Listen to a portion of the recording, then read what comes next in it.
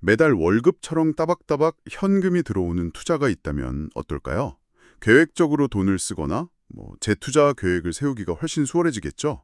오늘은 바로 그런 매달 배당금을 지급하는 세 가지 부동산 투자 신탁, 그러니까 리치에 대해 좀 깊이 파헤쳐 보겠습니다.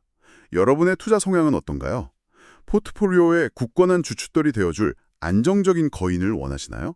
아니면 그 주춧돌 위에서 더 높이, 더 빨리 성장할 날렵한 도전자를 선호하시나요? 그것도 아니면 모두가 외면했던 곳에서 극적인 회복의 드라마를 쓰면서 높은 수익률을 안겨줄 그런 반전의 주인공에게 끌리시나요? 오늘 여러분의 투자 스타일에 맞는 흥미로운 선택지들을 발견하게 되실 겁니다. 자, 한번 시작해 볼까요? 네, 아주 시의적절한 주제입니다. 보통 배당주라고 하면 연간 수익률에만 집중하기 쉽거든요. 근데 사실 그 배당금이 얼마나 자주 들어오느냐, 이 빈도가 투자자의 현금 흐름 관리에는 정말 결정적인 역할을 합니다.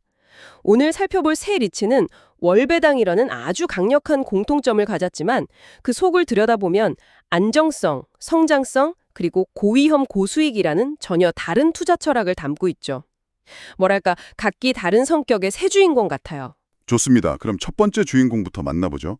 월배당 회사라는 별명을 아예 상표로 등록해버린 리얼티 인컴입니다. 이름부터 정체성이 확실하네요. 그렇죠. 기반이 되는 투자처라고들 하는데 세계에서 가장 큰 리츠 중 하나고 특히 넬리스 분야의 절대 강자라고 들었습니다. 15,500개가 넘는 부동산이라니 와, 규모가 상상이 안 되네요. 그 어마어마한 규모가 바로 안정성의 핵심입니다. 그리고 방금 언급하신 그 넬리스라는 사업 모델이 안정성을 더 단단하게 만들어주죠. 넬리스요? 네, 넷디스는 세입자가 월세뿐만 아니라 재산세, 보험료, 유지보수비 같은 부동산 운영 비용의 대부분을 직접 부담하는 계약 방식이에요. 건물주 입장에서는 신경 쓸 일이 거의 없이 매달 예측 가능한 현금이 꾸준히 들어오는 구조를 만들 수 있는 거죠.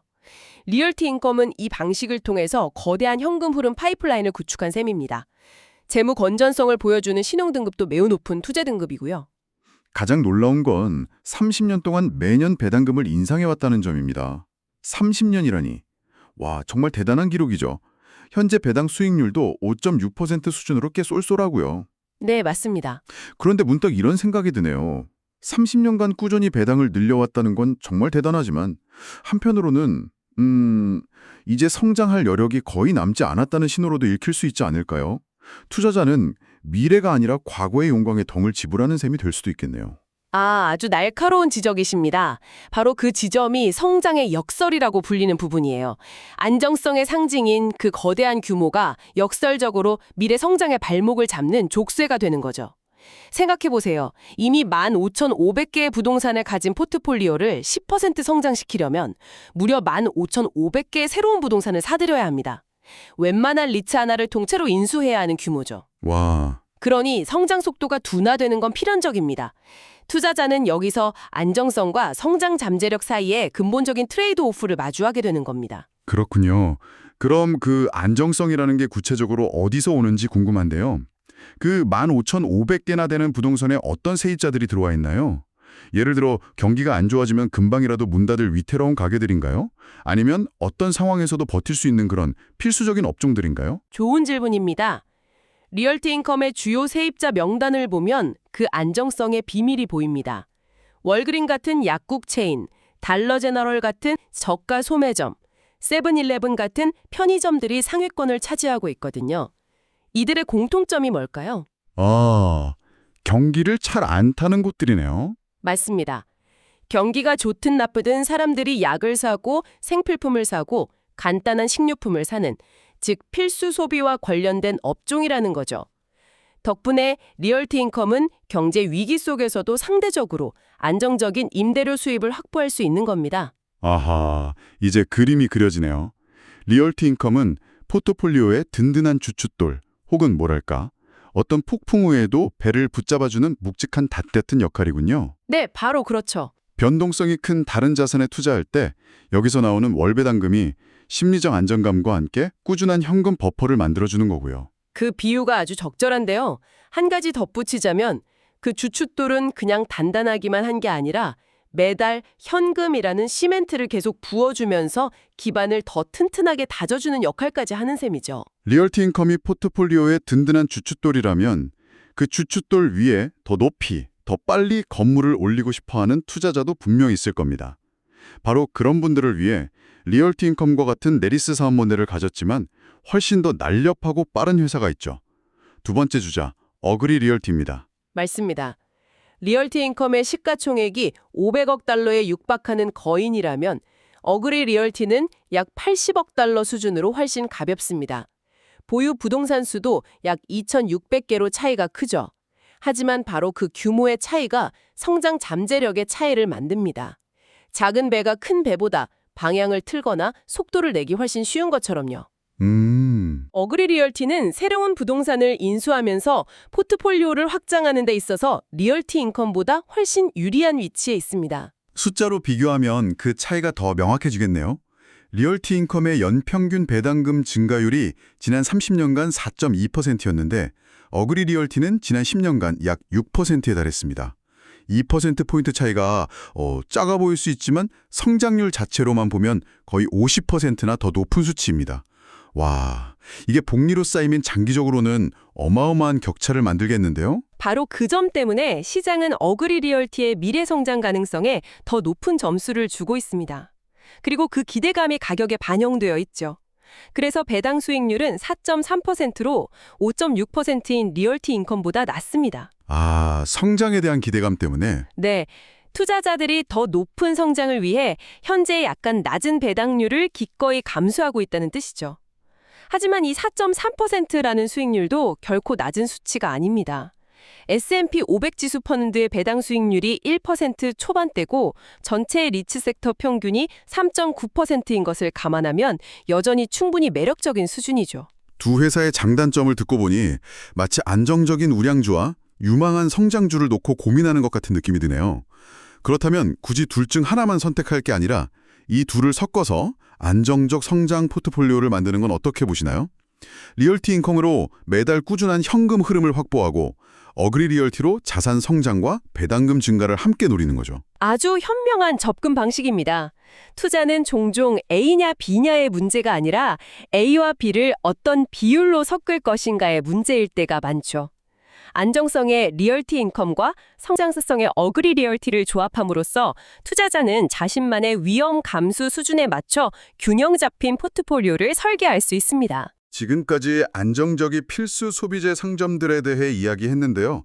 사실 좀 지루하게 느껴질 수도 있습니다. 이번엔 완전히 다른 세상으로 가보죠. 좀 더 짜릿하고 드라마틱한 회복 스토리를 가진 투자처 말입니다. 마지막 주자는 EPR 프로퍼티스인데 가장 먼저 눈에 띄는 게 7%에 달하는 배당 수익률이에요. 요즘 같은 시장에서 7%라니 제 투자 감각이 이거 뭔가 있다고 경고 신호를 보내는데요. 여기엔 어떤 이야기가 숨어 있나요? 하하하, 그 경고 신호는 아주 정확합니다. 높은 수익률 뒤에는 항상 그럴 만한 이유, 즉 리스크가 존재하죠. EPR 프로퍼티스의 포트폴리오는 아주 독특합니다. 놀이공원, 영화관, 스키 리조트, 워터파크처럼 사람들이 경험을 위해 돈을 쓰는 부동산에 집중되어 있어요. 아, 체험형 부동산이요? 네, 여기서 바로 질문이 생기죠. 불과 몇 년 전 세계를 멈추게 했던 팬데믹 시절에 이런 시설들은 어떻게 되었을까요? 상상만 해도 끔찍하네요. 정부의 폐쇄 조치로 직격탄을 맞았겠죠. 저도 영화관 가는 걸 정말 좋아했는데 몇 년간 못 가서 답답했던 기억이 납니다. 세입자들은 임대료는커녕 생존 자체가 불가능했을 테고 EPR은 당연히 배당금을 중단할 수밖에 없었겠군요. 정확합니다. 실제로 배당금 지급을 중단했었죠. 주가도 폭락했고요. 하지만 터널에는 끝이 있는 법이죠. 세상은 팬데믹을 지나왔고 억눌렸던 사람들의 외부 활동 욕구가 폭발했습니다. 말씀하신 그 보복 소비 심리가 EPR에게는 가장 큰 호재가 된 겁니다. EPR은 배당금 지급을 재개했고 이제는 다시 성장세로 돌아섰습니다. 그렇다면 이제 최악은 지나갔다고 봐도 될까요? 아니면 여전히 발목을 잡는 위험 요인이 남아있는 건가요? 특히 영화관 사업은 넷플릭스 같은 스트리밍 서비스 때문에 구조적으로 어려운 산업이라는 인식이 강한데요. 네, 바로 그 지점이 EPR 투자의 핵심적인 고민거리입니다.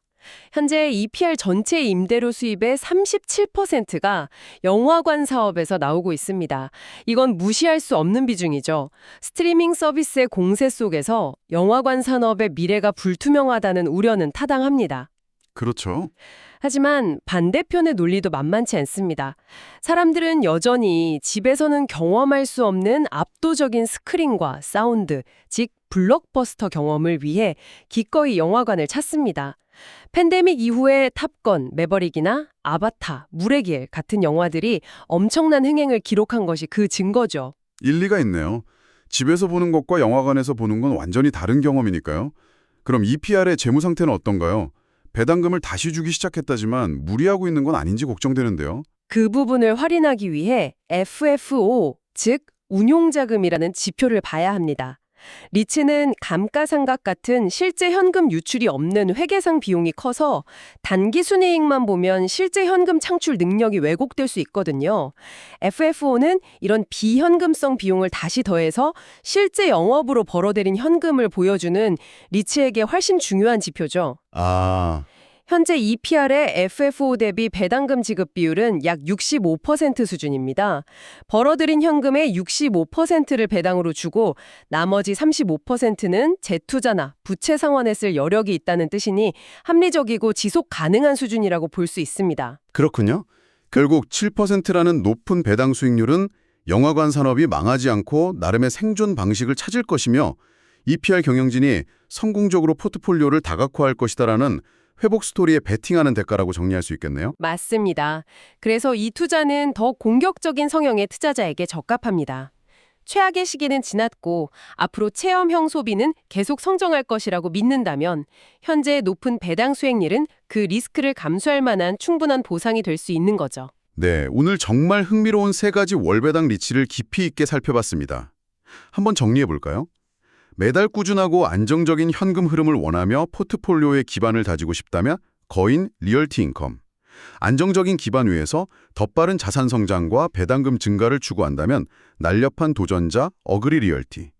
그리고 시장의 우려를 딛고 일어서는 회복 스토리에 동참하며 높은 수익률을 노리는 대담한 투자자라면 EPR 프로퍼티스가 선택지가 될 수 있겠습니다. 오늘 살펴본 세 가지 옵션은 각기 다른 투자자의 성향과 필요에 맞춰진 맞춤 정장과도 같습니다. 하지만 여기서 한 걸음 더 나아가 이런 질문을 던져보는 것으로 오늘 이야기를 마무리하고 싶습니다. 이들을 단순히 셋 중 하나의 선택지로만 봐야 할까요?